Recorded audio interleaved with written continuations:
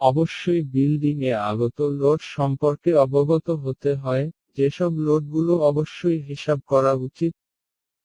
এক dead load কাঠামোর উপর স্থায়ীভাবে চাপানো লোডই হলো ডেড লোড, যেমন ছাদ, বিম, দেয়াল, কলাম। স্থায়ী যন্ত্রপাতি ইত্যাদি কাঠামো, মালামালের আকার আকৃতির মাধ্যমেই এ লোডের হিসাব করা হয়। 2.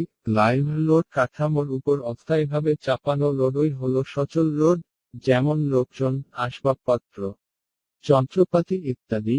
সঠিকভাবে এ লোডের হিসাব করা কঠিন, তাই বিল্ডিং কোড অনুযায়ী এসব লোড হিসাব করা হয়।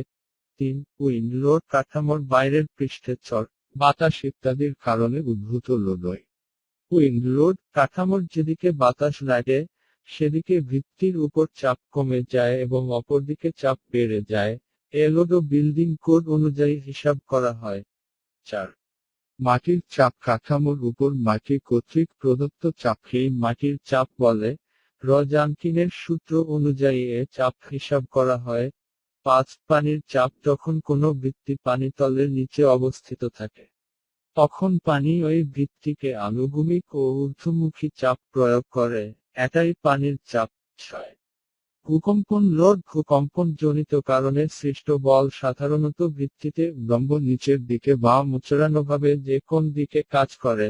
ভূকম্পন বল বাংলাদেশের জন্য খুবই হুমকি স্বরূপ, তাই এটিকে অধিক গুরুত্ব দেওয়া উচিত। 7. তুষার লোড শীত প্রধান দেশে সমতল পৃষ্ঠে বা ছাদে প্রচণ্ড বরফ পড়ে, তাই এসব দেশে এই লোডেরও হিসাব করা হয় ক্যারিয়ার গড়।